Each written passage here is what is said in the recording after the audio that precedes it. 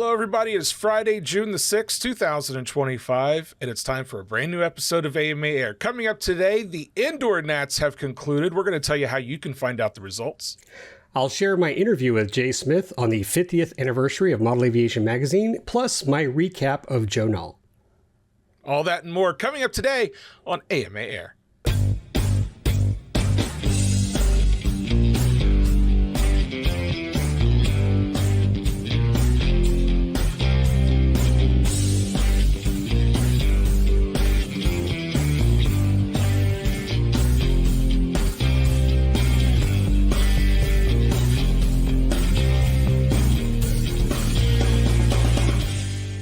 Hello, everybody, and welcome back to a brand new episode of AMA Air. My name is Matt Ruddick. Hey, everyone. I'm Lee Ray.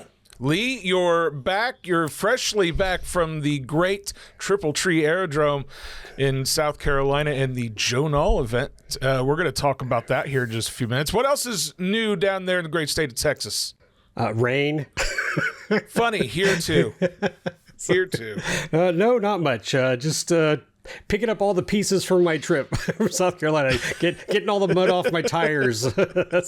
I'll go into details about that. Yeah, let's talk a little bit about that. So Joe Nall was just a few weeks ago, and you and Fitz got to go down and check that out. Tell us about how things went. I got a long story. Are you comfortable, Matt? You can sit. Very. I got my slideshow ready. I wish I had some music to go with it. Maybe Bryce will put some fun music to the background. You guys know about this trip. We've been talking about it, but my good close friend Fitz Walker, co-host with me in RC Roundtable podcast, and our good friend Mike Leibel here from Texas. We drove all the way to Woodruff, South Carolina to celebrate in Joe Nall week in Woodruff, South Carolina. And anyway, lots of fun, lots of planes, lots of rain, lots of mud. And so, I will say, I'm sure if you've been online and you've seen some of the recaps, the first few days, Monday, Tuesday, Sunday, Monday, Tuesday were quite rainy, quite wet. That being said, if you looked at some of our social media video and some stuff that's playing right now, it rained, but people still flew. Those crazy 3D guys, they don't care. That's part of their that's just breathing in the air. You're watching some clips right there of the river, the Flightline River, and it was pretty crazy, but it wouldn't stop anybody. I mean, it was bad. It was muddy. We all bought our galoshes. There were tons of people who had the same identical boots from Walmart at the White Flightline. I brought mine from Texas just in case. And it was a great time. We got to meet so many people. Pat Harkness. Yeah. My fun story I'd like to share with you is Pat Harkness, the creator of this wonderful facility. We were having lunch in the little kitchen area, and he saw us chatting, and he sat down, and 20 minutes we were just chatting with him, having a grand old time. And that's just the kind of camaraderie you have. Lots of people just tapping him on the shoulder. Hey, Pat, how's it going? And so you feel like that when you come to Joe Nall week. And I hope and really encourage everybody who's listening, if you haven't been to Joe Nall week, you've got to put it on your bucket list. You gotta. Bryce is sharing some photos I took at the main line. This was during the Thursday demo, flight demo. These are some CARF aircraft, this F4. I'd actually seen it before at Jets Over DeLand, and those pilots are magnificent. So please, go to our Facebook page, look up the photo album for Joe Nall week and enjoy it. I do have a couple of reels up there. In fact, a combination, collage reel of stuff that I saw there in the main flight line. Had a great time. And it's like the Smithsonian. They say, you can't go for a day. You got to spend several days. And that's what we did. You definitely need 3 or 4 days, good fun days to hang out and just see it all. Yeah. So, Lee, I'm going to put you on the spot. Please. What was the coolest aircraft that you saw there? What was the coolest model that you saw? The running joke was, I'll probably get it wrong again, but I think I just call it the SR-71. It's the A-12. This beautiful jet that's out there. Yeah. That was beautiful. But also a shout out to my Rhode Island friends, because one of the prettiest planes we saw at the electric flight line was this beautiful Lockheed Connie. And our buddies were flying it, and I'm going to go ahead and give the insider information. You are now privy to it, but they had a minor incident, and the plane was damaged, and they just did not want to haul it back to Rhode Island, so they were offering it up. And my buddy Fitz Walker said, I'm going to find a place for it in your trailer, Lee. and he did. so Fitz is now the proud owner of this third or fourth hand Connie, and it's really nice. So I'm looking forward to Fitz having that all, I'll get to enjoy it again when he brings it to Best in October. Fitz always in the right place at the right time. Holy cow, that's awesome. Well, his take was that he lost a model, and so it made sense that he got to replace it with something else. So it's the whole thing, like you got to sell one to get one. Yeah. But in this case, he didn't have to sell. He just lost one. Yeah. Did he crash that other one on purpose? Did he forget the wing rod on purpose? It depends. Was it less cool than the Connie? And I bet it was less cool than the Connie. No, it was cool. We share that story on our podcast. If you go to RC Roundtable, you can listen to the audio podcast we did with RC Plane Lab. It's a lot of fun. We hung out there near the float pond and had a blast.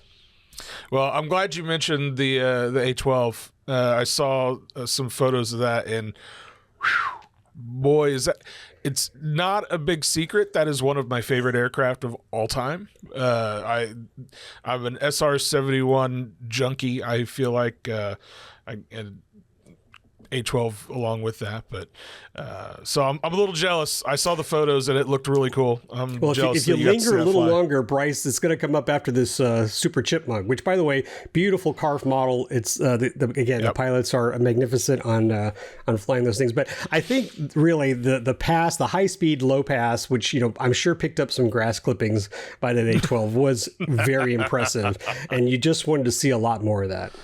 Yeah, Joe Nall is always the place to go if you want to see some really unique and amazing aircraft. Not just the aircraft, but also the amazing pilots to fly those aircraft.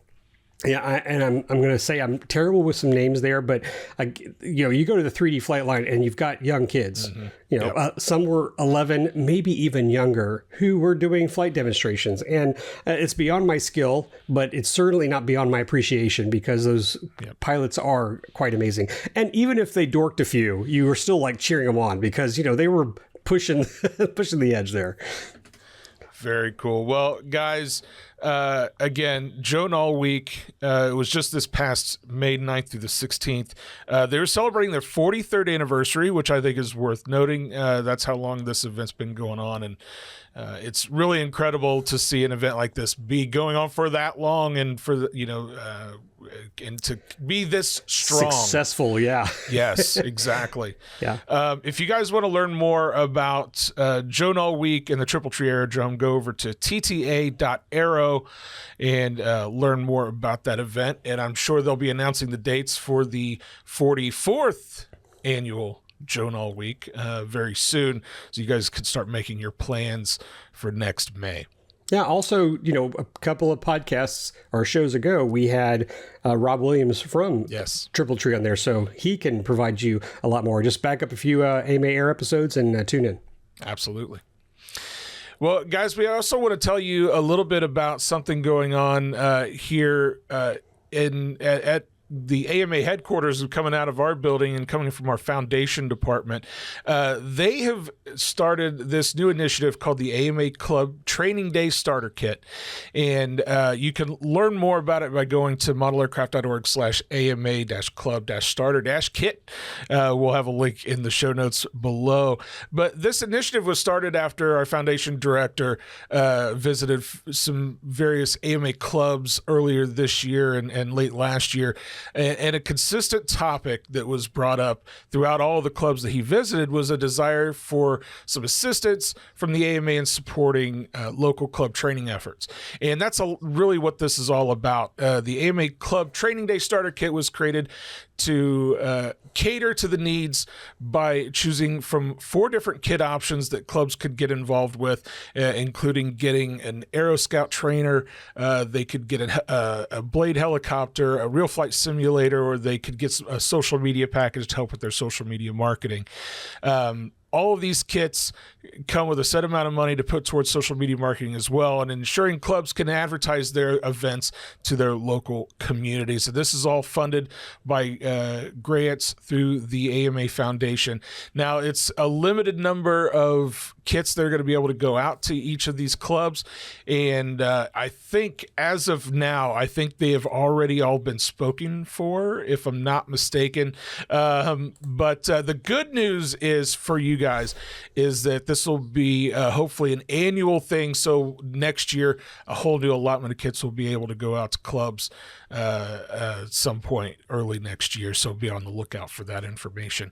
Again, if you guys want to learn more about this AMA Club Training Day Starter Kit, you can go to modelaircraft.org/AMA-club-starter-kit to learn more. And again, we'll have that link in the description below.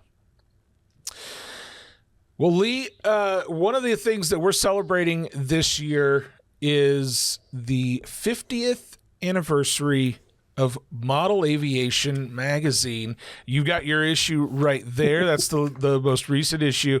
But coming up here in just another week or so will be the release of the 50th anniversary edition of Model Aviation. We're going to be celebrating that in the July issue of the magazine, and the digital edition comes out on the 15th, so be on the lookout for that if you're a digital subscriber.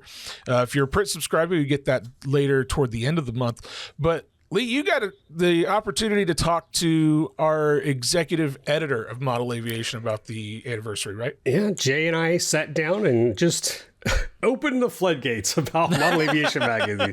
I really don't want to tell you too much because it's a rather long, well, I say long, but it was a fun interview with Jay, and we tell you all about what's upcoming for the 50th issue. Enjoy. Hey everyone, Lee Ray with our executive editor, Jay Smith. Hope you guys are familiar with Jay. He's been with the team for a couple of months so far. Just kidding. How you doing, Jay? Good. Yeah, just a few, whatever 17 times 12 comes out to be. Wow. And I wanted to touch on that. So for those of you unaware, we've got a huge issue coming up just around the corner. So we wanted to bring Jay on the show to tell everyone about it. So I'll probably just ask a few questions. Jay, I want to give you an opportunity to let our members know, what do we have coming out for Model Aviation? Well, it's exciting that our July issue of 2025 will be the 50th year of the magazine in its current iteration. Now, the magazine did start at the same time as AMA in 1936, and then in 1966, it became part of American Modeler Magazine, but then that lasted from 1966 to July of 1975. Obviously, that's why July of 2025 is the 50th anniversary. Really something I think is very interesting to point out, when the magazine was launched in July 1975, it launched at 80 pages. And in 1975, AMA membership was $17. And I know looking back on that, we're thinking, well, that was very inexpensive. But interestingly, if you figure out for inflation today, that would make AMA membership $101. So 50 years later, based on inflation, AMA membership is cheaper today, and the magazine you receive is 44 extra pages, because in 1975 July it had 80 pages, and our magazine now normally has 128 pages. So if you look at it that way, it's actually a better value now than it was in 75. Wow. I got to say, Jay, just to my left here is just a smidgen of the collection of Model Aviation magazines that I have. So I'm just going to turn around and just show you that I love collecting Model Aviation. I think it's one of those, you like to have your hands on it, you like to touch it, you like to flip through the magazine, you like to read all the articles. And then, of course, if you're lucky, you get one of your photos on the cover. We were talking about that earlier. I think you have the generous... award of having the most cover photos in model aviation history. So congratulations for that. Thank you. That is correct. I did not know. It was one of the things, we were just looking at some facts and found out that I have 24 covers, and that is the most. Now, however, I've also been, working for AMA for 17 years, and we found out when we did the history of model aviation, the editor that leads the publication, I've been doing that the longest, continuously. So, I mean, I guess that also then makes sense that, obviously the cover count is a bit higher. Another interesting thing when we were looking at facts, roughly about the same time as our issue came out in July 1975, a certain movie came out that made people afraid to go in the water called Jaws. Okay. About the same time. And also 1975 is when Microsoft launched. So, a couple interesting tidbits about what was going on around that time. I don't know if we want to age ourselves too much, but I know I was just a little lad and just getting into the hobby back then too. So I don't think I joined the AMA till the early 80s, but it was close. But I bet if I go through some of the tubs I have in my workshop, because again, I save them and just neat to go through the history, I probably will have an 80s magazine in there. I'm going to check and I'll get back to you. Yeah, I think it was 77 or 78 when I would have joined, as a child, through my father, being into flying and getting me involved. So it's really interesting. And in fact, when we talk about that, when you talk about people, not necessarily when they join, but I want to also point out that Dick Perry, who currently writes the Control Line Navy Carrier column, he actually wrote an article for the July issue. He wasn't a columnist at the time, but he wrote an article in the 1975 July issue. So he is still, providing content for the magazine 50 years later.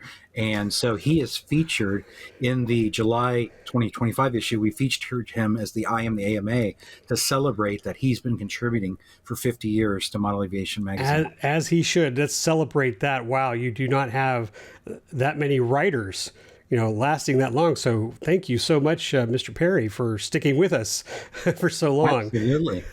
Yeah.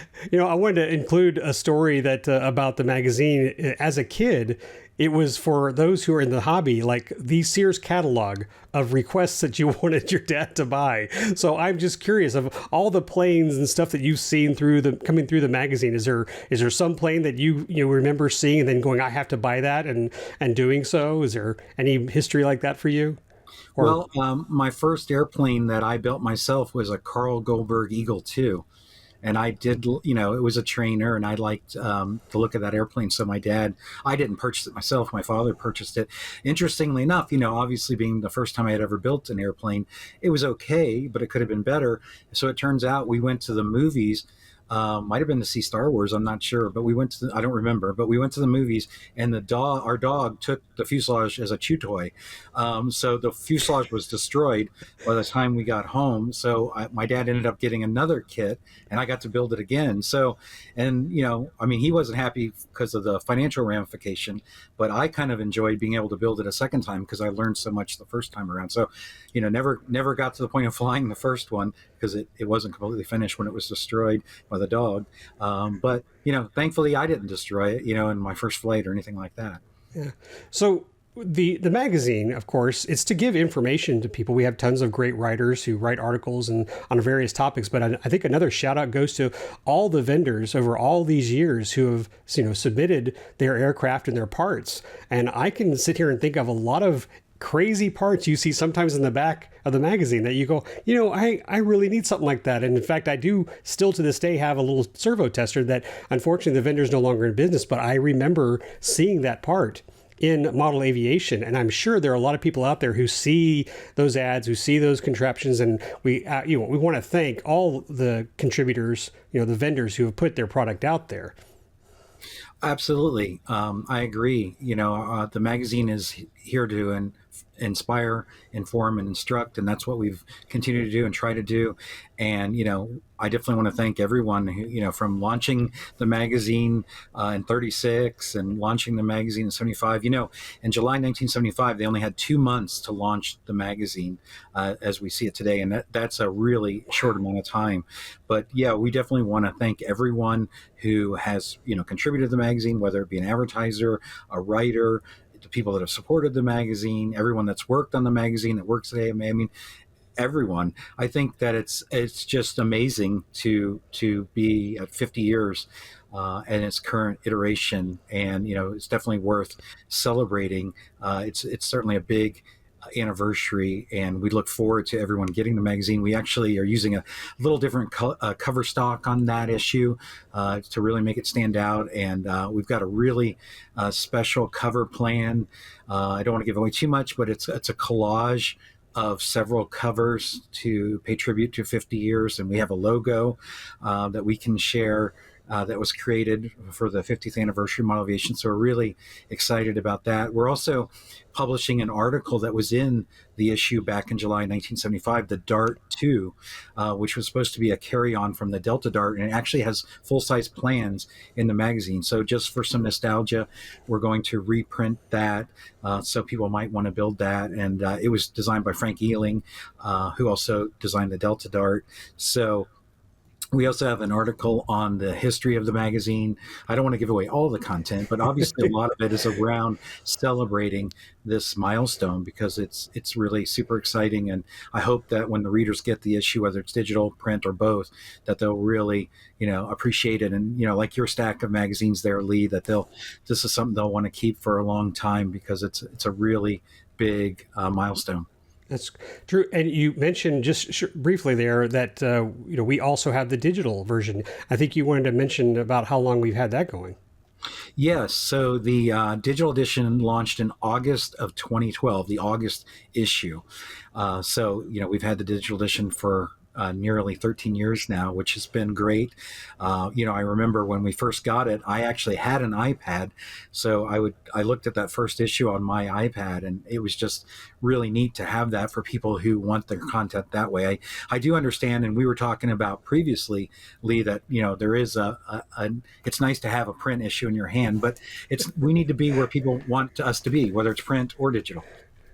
Exactly. And I know that being in social media, I can't produce the magazine in the people's hands. So quite often we will share links to the digital edition, because you also offer free articles as well.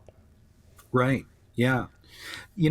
Another thing that I thought about today before we met to discuss this, but when you look at 50 years, and I've worked at AMA for 17 years, it's interesting. That's just over a third of the 50 years. So that's it's pretty exciting. I mean, I'm not the longest tenured employee that works on the magazine. Liz Helms, who is the senior editor, I believe is her title, managing editor. Liz Helms is the managing editor, and she's been at AMA for 33 years.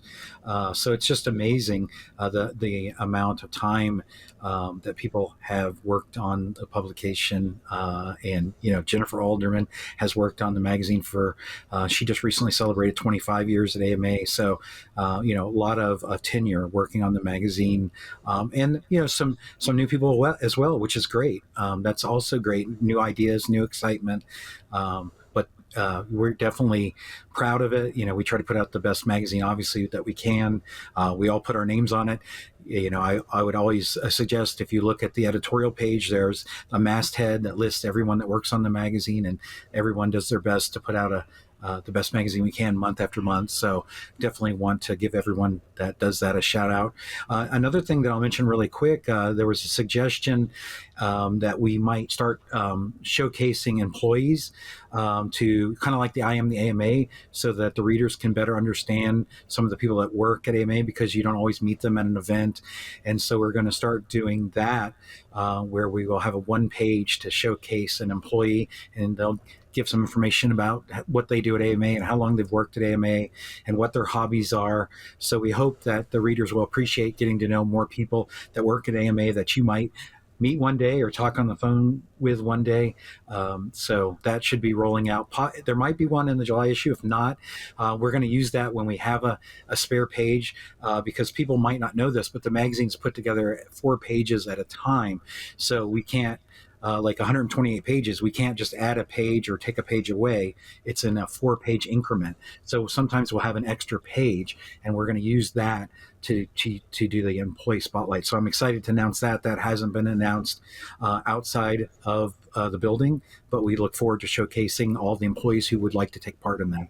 There are many hands on deck putting the magazine together. I've been part of those discussions about planning this 50th anniversary, and what we haven't thanked yet is you. So thank you, Jay, for all your hard work as well to putting it together. I know that many of you, if you have the hard copy, you may not always go to the website, but if you go to modelaviation.com, you can have access to older archived issues as well. So if you are a digital or both subscriber, please go there and log in, and you get the newest issue when it comes out. And I think we're currently out right now, correct? We already released June's digital. Yeah. So you guys can access that right now. But I do encourage you to just have fun and go back even further. I mean, yes, I can go physically to my old magazines, but you are free in the comfort of your own home to go look at the archives as well by going to modelaviation.com. I did touch on that. We used the Worth a Closer Look in the July issue of places where people can access the magazine, the archive, the digital edition. I also pointed out, if you happen to be at AMA, obviously the museum has the full run of Model Aviation, as well as many, many other aviation-related publications, both modeling and full scale. So if you don't have access for whatever reason to a past issue, you can definitely see it in our museum if you visit our museum or visit the AMA. But definitely, if you want to just check back on all the places, I give the links and all the places that you can access the magazine in Worth a Closer Look in July. Great. And Jay, go ahead. I was just going to say, thank you as well for having me on and to give me a few minutes to talk about this. It's really exciting to be part of it. It's exciting to be the editor for the 50th year. I mean, every issue is exciting. I was asked, do I have a favorite issue?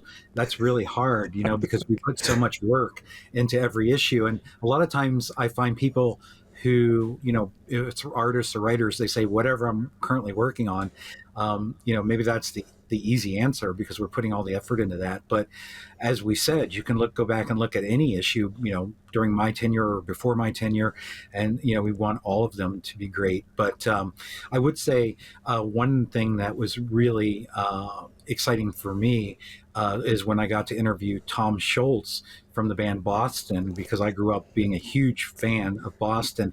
And so being able to interview him over the phone and talk with him, and he was celebrating 50 years of aero modeling, that was certainly one of the highlights. But there's been so many, to meet and talk to so many people, luminaries in our hobby who, have created companies or created models or, written amazing articles. I mean, there's just no way to list it. We'd be here all day. But I look at it, I look at my job at AMA, giving back to a hobby that I've loved almost my entire life. So, it's really exciting to be part of it and continue to be part of it. And, I just want to thank everyone who has helped me along the way. We don't know what we don't know, but we have a great team at AMA, and I've learned a lot over 17 years. I continue to learn, and it's just an honor to work with everyone at AMA, support AMA, and support our members and support the hobby. Absolutely. Jay, thank you so much for giving me your time. And I'm looking forward to this issue as well. I haven't seen everything, even though I work for the AMA. They're keeping some things hush. So I'll look forward to having that issue in my hand. And again, I agree with what you said. Thank you to everybody who's had their hands in it, and also all the vendors and all the writers who've submitted material for Model Aviation for all these years. And as you are members, thank you so much for being a member of the Academy of Model Aeronautics and enjoying the issue as well. Absolutely. Thank you, Lee. So there you go. That was my interview with Jay, and we had a really good time. And I again, looking forward to seeing that issue when it comes up. Guys, stay tuned on our social media. We'll be announcing that shortly. It's going to be really cool. Well, guys, before we go any further, we want to thank our sponsor for this month's episode, XSRC and HSD Jets USA. Are you an RC enthusiast seeking top-tier aircraft? Well, look no further than XSRC and HSD Jets USA, your premier destination for high-quality radio-controlled planes and jets. Based in Dallas, Texas, XSRC and HSD Jets USA offers a diverse selection of models, including turbine jets, electric ducted fans, and propeller planes, all shipped directly from their U.S. warehouse. Their lineup features impressive models like the 2,000mm Super Viper FRP turbine jet, known for its hybrid design and exceptional flight characteristics, and the HF-16 V2.1 foam turbine jet, celebrated for its agility and performance. XSRC and HSD Jets USA is committed to delivering outstanding customer service and after-sales support, ensuring you have a seamless experience from purchase to flight. Elevate your RC adventures with XSRC and HSD Jets USA's innovative and meticulously crafted aircraft. Visit hsdjetsusa.com today to explore their full range and take your passion to new heights. Well, Lee, we've discussed the 50th anniversary of Model Aviation Magazine, but again, we've been talking all year long about our 10th anniversary here on AMA Air, and it's time to share with all of you folks at home our latest little look back at our 10 years of AMA Air. And this one, well, it's a little bit special to the two of us, Lee, I think. We'll just let the clip speak for itself. Hello, everybody. Welcome to another episode of AMA Air. My name is Matt Ruddick. And hey, if you guys look over to my right over here, we've got another new co-host. It's Lee Ray from the RC Roundtable. Hello, Lee. Hello, Matt. How are you today? I am doing great. I hope you're doing great as well. I am. I'm in my workshop, so I'm in heaven. There you go. Exactly. I mean, what better place is there to be? I introduced you as being, one of the hosts of the RC Roundtable, but there's a really special reason why we've got you on the show today. And I was hoping you might tell people a little bit about why that is. I have no idea what you're talking about. This is April Fool's. You just said you wanted me on the show. That's all. No. What Matt is alluding to is, if you haven't seen it on social media or on the RC Roundtable podcast, I am the new AMA social media manager. And I'm very excited to be here, guys. Well, we are really excited to have you here. And this is not an April Fool's joke, people, by the way. This is real. We've got a ton of stuff to get to. How about we jump right into my notes? I mean, I know you guys you got me working. So I was like, oh, my God, I better do this right or I'm going to be a terrible social media manager. No, I want to share this with your viewers. So, yeah, let's get started. Well, like I said before, I am so excited to have you as part of the team. The amount of knowledge and frankly respect that you have within the hobby, I think, is going to bring a lot to your new role here at the AMA as social media manager. And you guys are going to be interacting with Lee a lot on on our IFlyAMA Facebook group and our Facebook page and Twitter and all of our social media. But I'm just going to interject. I had a great time too, Matt. This is the first time you and I have really worked together. And I'll tell you, just knowing you from the work and seeing your shows, it's very relaxing. It's very entertaining. And I hope that we get a chance to do this more often. Absolutely. Well, again, I invite you back anytime. Anytime you want to be on the show, you have an open invite. And I think the folks watching, it seems like in the comments, everybody's enjoyed the show. So that's awesome. If you guys have enjoyed the show. Wow. You see, now that I listened back to that, you said you're welcome back, and I've just kind of stuck myself into every episode since. Like, you just can't get rid of me. I have to I don't know if producer Bryce has the ability to let me know when was that? What was the date of that? Or at least what year? Well, it's at least 4 years, because I was looking at the episode number of podcasts. It's over 100 podcasts ago, so it's been 4 years. So yeah, and you've been stuck with me ever since, Matt. And I certainly appreciate that you haven't kicked me off yet. Heck no, you've been a welcome addition. I'll tell you though, there is something that I feel like I need to address. Which is that having now watched that clip back, I think I need to bring back the Pompahawk. The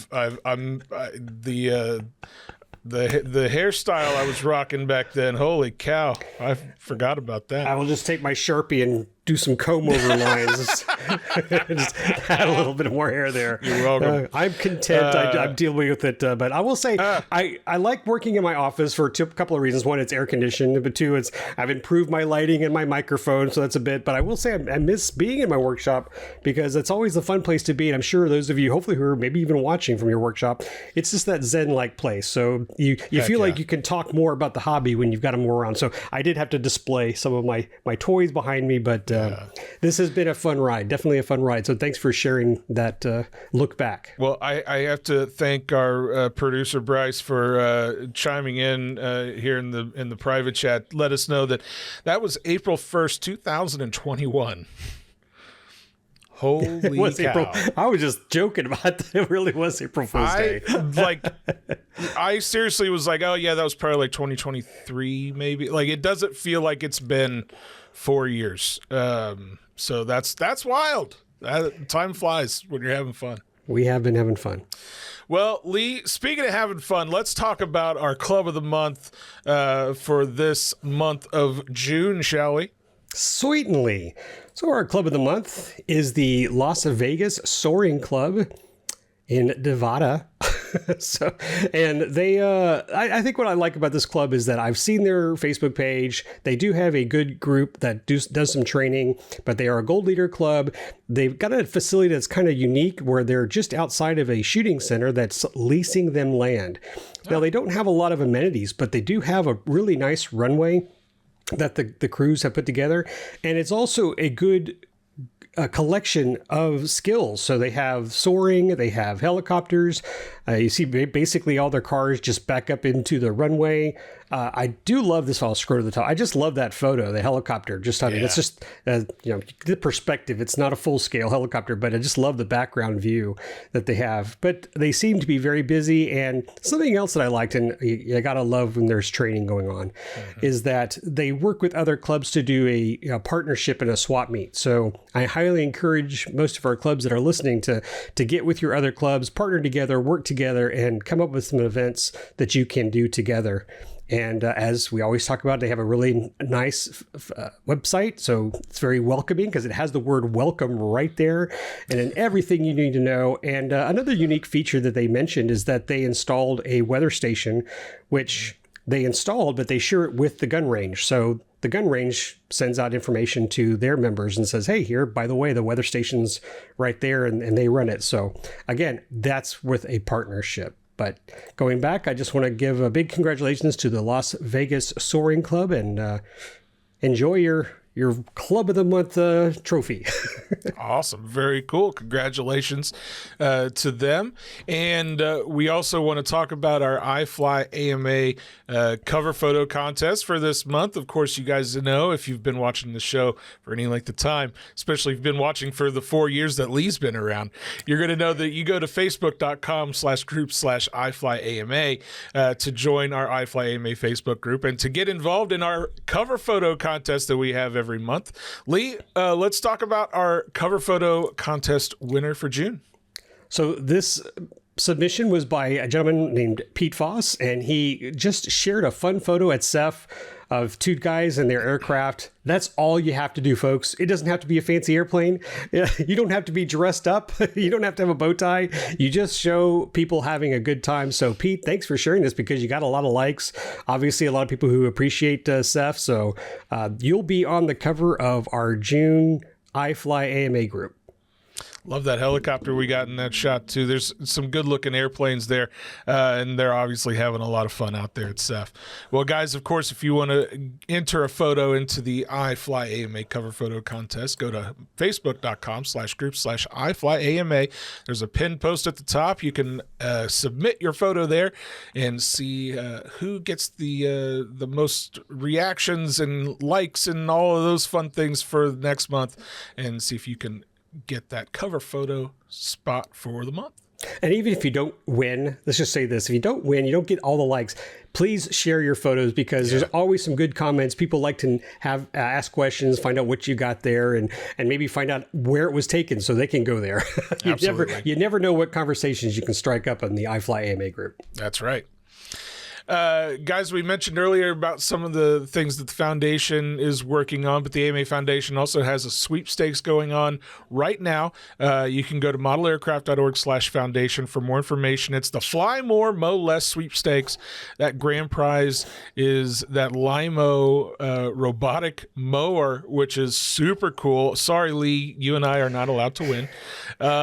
But all of you watching are. So head over to the foundation's website, again, modelaircraft.org/foundation, to see how to enter. There are lots of great prizes in there, including that lawnmower. We've got a radio.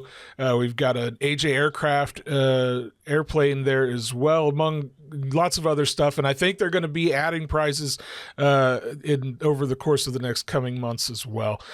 So be on the lookout for that.